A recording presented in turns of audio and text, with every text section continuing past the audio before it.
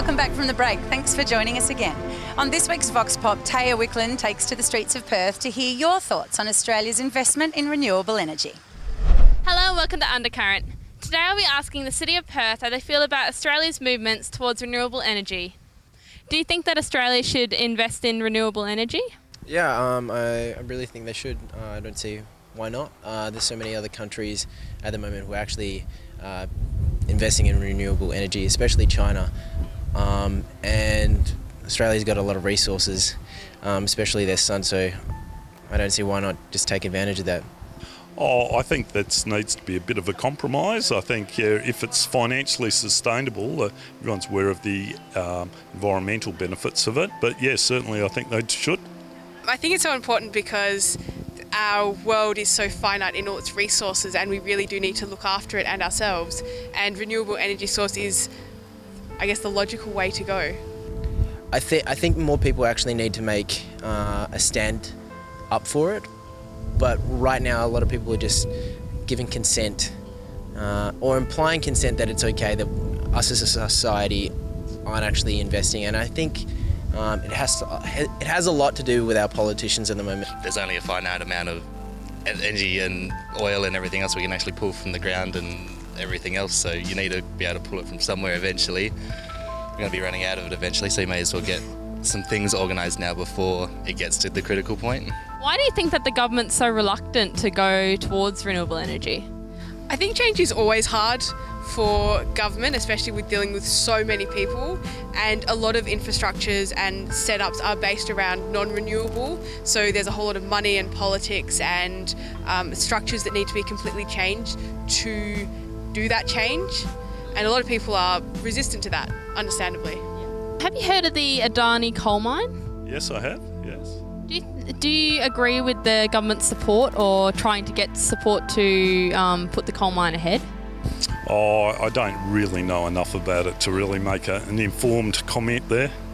Yes. So if I told you that they were going to build it on like traditional land, like people are quite, the Indigenous community are quite attached to it, would that change your opinion at all, or are you kind of sort of in the middle sort of? Oh, I think I'm probably in the middle. I think there's, again, there needs to be a compromise. It's a little bit like the economic benefit versus the environmental benefit. I think it has to be weighed up in terms of a package. I don't think there's a one right or wrong answer to it all. Just from my stance on renewable energy, I'd say no, and especially not on traditional land. I've spent some time in Karratha where they've got the gas and a whole lot of fracking that was supposed to be going on or did go on. That was quite horrific because of how much land it destroyed, especially that was Aboriginal owned. I'm Taya Wicklund for Undercurrent. With Ninja Warrior back on our TV screens, Ninja Fever has once again hit Perth. Our reporter Stephanie checked in with our very own Ninja Academy here in Perth and had a chat with the team who made it through this year. I'm here at Ninja Academy, the home of Australia's Ninja Warrior, which celebrates ordinary people with extraordinary athletic abilities. I'm here with some of the contestants to see what's changed from the last time we were here. So my season one ended pretty quick. I went out in the second obstacle. It was a bit rough, and I guess the thing that I took away from it was that I needed more competition experience, because when I got out on the stage, it was like, okay, this is exactly like our local comps. There's just more people here. So I just was like, all right, let's have more local comps. So to prepare, I created the Ninja Challenge League. Twice a month we compete, and we set a course throughout the course here, and we have a big national finals, and it was just a really great way to prepare. As far as the season as a whole, I thought Stage 2 was pretty brutal. I wasn't expecting there to be a winner in season 1. I don't think it was impossible, but definitely a tough way to start. Hopefully the Ninjas have, I know a lot of the Ninjas have come back really strong, and hopefully one of them will be able to smash it out. So for me, season 1 ended in the semi-finals, so I was really disappointed with that. So I entered into season 2 with a renewed passion and really like a strong drive to do better. In terms of the overall competition, I mean, it would have been a miracle for a winner in season 1. So in America, it took 7 years, I think, and Australia, we're pretty strong, but that would have been a big ask.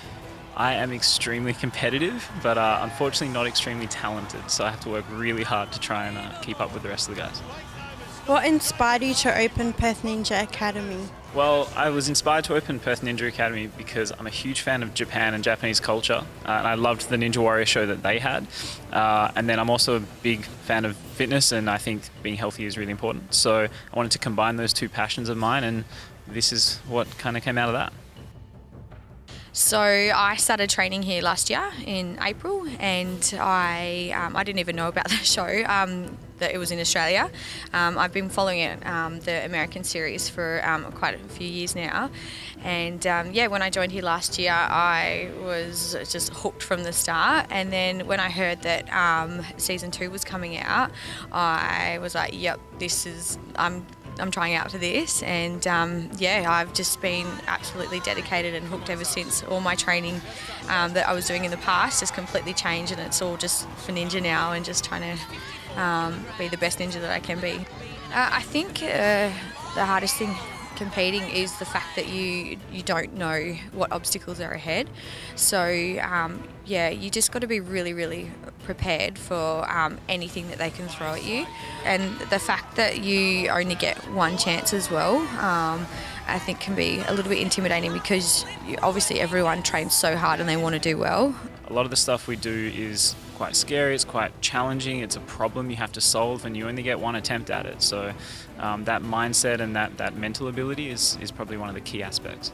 You know, there are some of the ninjas that are just really switched on. Jack Wilson's a great example of someone who just has that great mindset. Ben Polson comes into things really intelligently, and Olivia as well with her experience in gymnastics.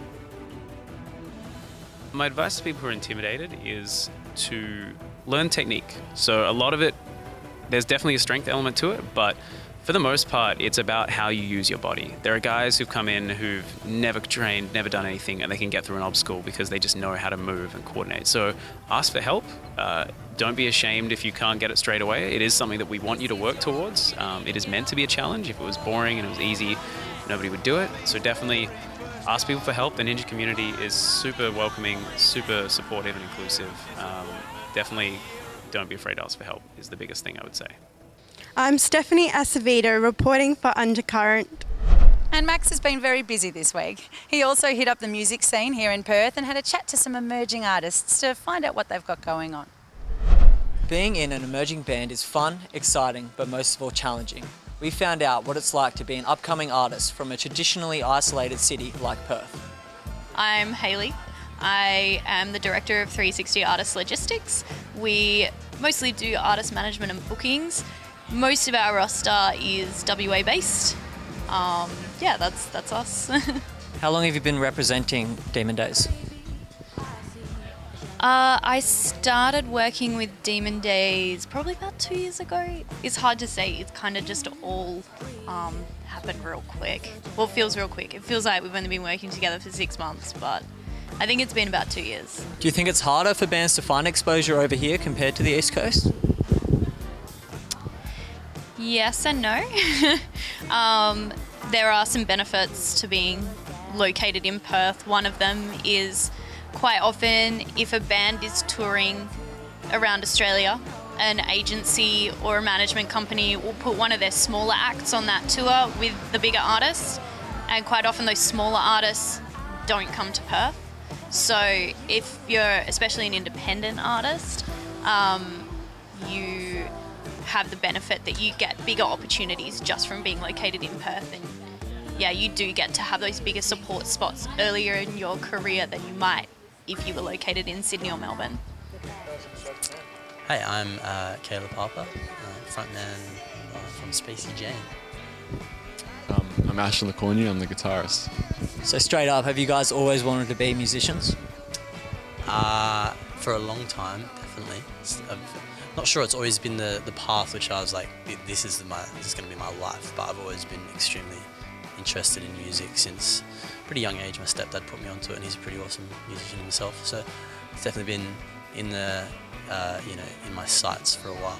It's nice to be doing that, for sure. Definitely, I always wanted to be a muso pretty much, but it's always something growing up you feel a bit of conflict, still feel the conflict if it's going to be the lifestyle you actually want. Do you think it's hard to find exposure over here in the West Coast compared to the eastern states? I think because of the size of the scene here, it's not as I think it's probably easier to get noticed and make connections within Perth. Yeah, within Perth than it probably would be if you were starting up in Melbourne and Sydney. But in saying that, we don't really know.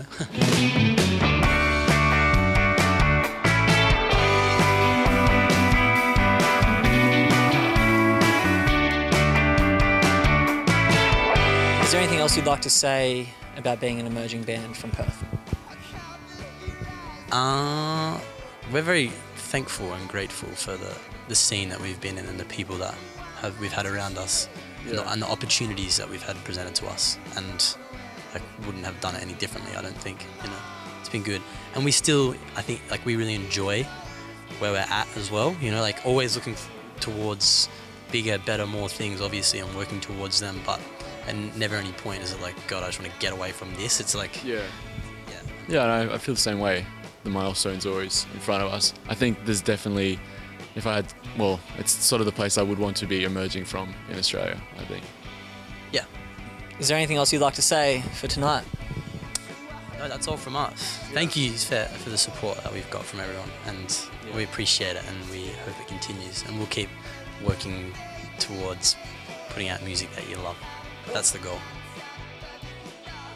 So I'm Bella Nichols and I'm the lead singer of Demon Days. How long have you been performing with Demon Days? So Demon Days started towards the end of 2016, so coming up to about 2 years.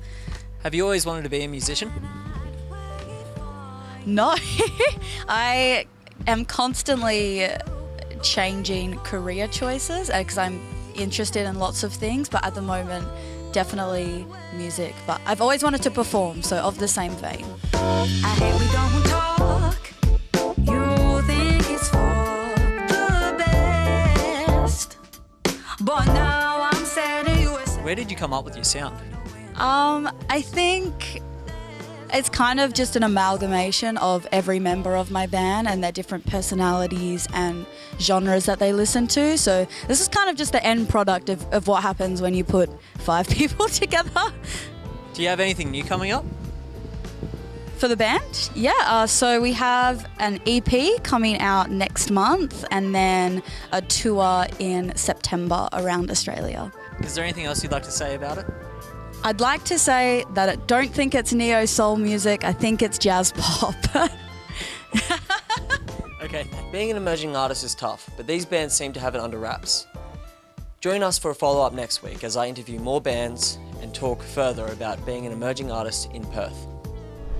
Well, that's all we have time for on this week's episode of Undercurrent, but we'll be back next week with more stories about Perth, so make sure you tune in then. And don't forget, you can now watch the show live from the WTV Your View app. Go download it if you haven't already. We'll see you next week.